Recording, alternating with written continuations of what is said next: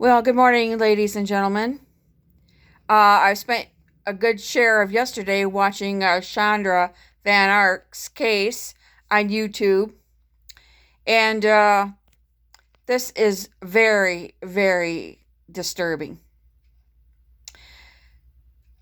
Sandra Van Ark obviously did not have legal custody of this child. Her ex-husband dropped this child off and says, I can't handle him, after they spoiled him rotten and let him run roughshod over the house. So this child was obviously used to having his way, but he was attention deficit, hyperactive, and autistic. Chandra has a law degree. She was second in her class. So obviously she's book smart, but she obviously has no common sense. She had this child dumped on her, on top of the other children that she already had. She's working 12-hour days. She's a single parent because her husband obviously had a stroke and was out of the game. It sounds like this husband was keeping everything on an even keel until he had that stroke. And if he had a bad enough stroke, he was probably in a rehab facility or a nursing home. We're not going to get into what I think about nursing homes today. That would take another 2 hours. But Chandra, number one, had no business having custody of this child. And everything was hush-hush under the table. They didn't go through the courts. They didn't go through CPS. They didn't go through any of it. They just dumped this child off because the biological father could not handle him.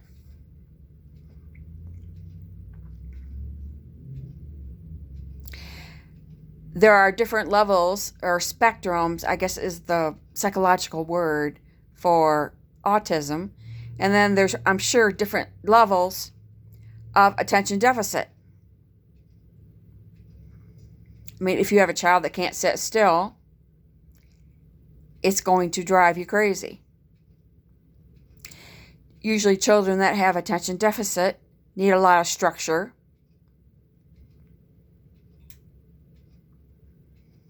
And these are the children that usually get hooked on video games because of the sensory stimulation. I don't have a degree in psychology, but I'm just rattling off. But she had no business having custody of this child to start with. And obviously he was severely abused. She was using cold baths as punishment. Well, this is a little inappropriate. Not just a little inappropriate, severely inappropriate. She wasn't coping well with him. And she has her own issues. She's has insomnia. She doesn't sleep well. If you took a good look at her in court, she had bags under her eyes. And she has her own issues. The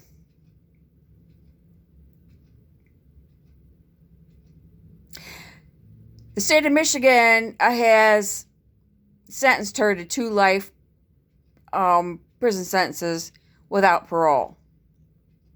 So she's going to Huron Valley, which is in Ypsilanti, Michigan. I don't know anything about Huron Valley. I've never been to Huron Valley, and I don't want to know about it. So for me to sit here and act like I'm an expert on corrections, I am not.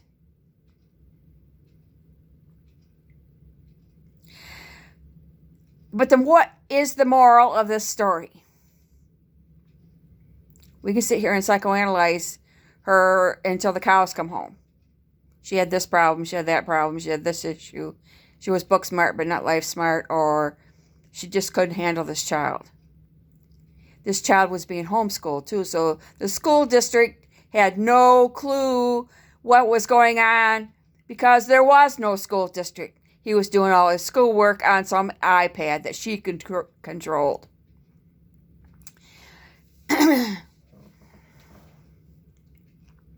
Usually if a child goes to school and they look gothic or they come to school with bruises on it, the school district will do something.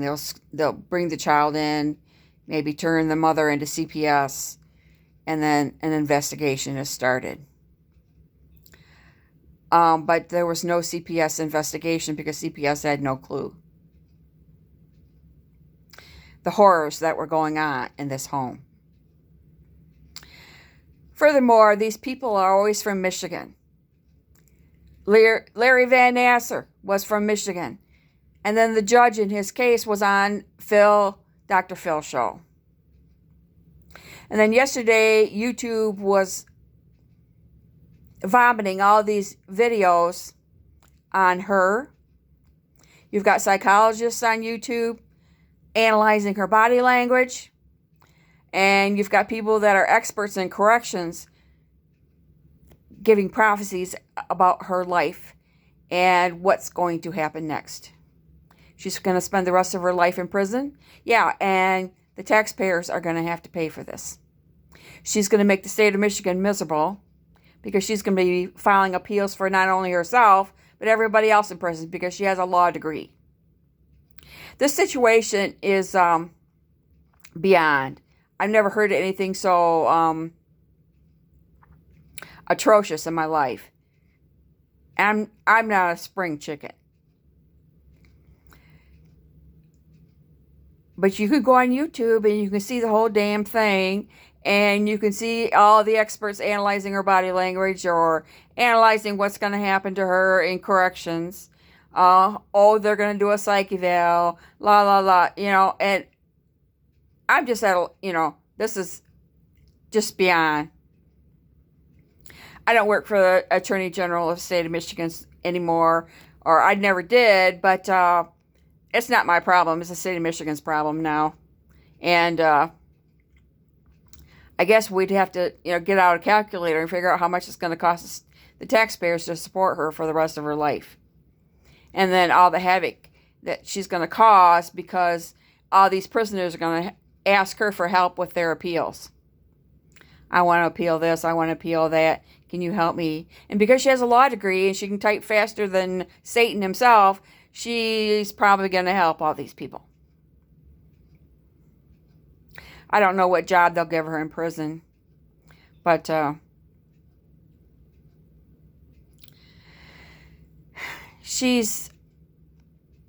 just got the impression yesterday from just watching her that she wasn't getting it. The bird flew over her head and she just wasn't getting it. Just like that one husband on Dr. Phil who, made his wife say yes, sir, yes, ma'am, and all these other commands. He wasn't getting it. The bird flew over the head. I think the birdie flew over her head. I don't know how else to describe this woman. I thought her affect was flat, and I thought I think she was in way over her head. Her other son was diagnosed with, what was it? It wasn't attention deficit. It was, I can't remember, but it was kind of strange. So,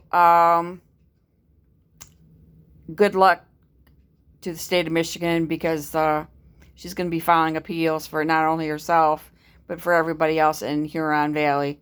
She's probably going to be in the max situation because of her sentence. She was convicted of murder and child abuse. And there you go. Have a nice day.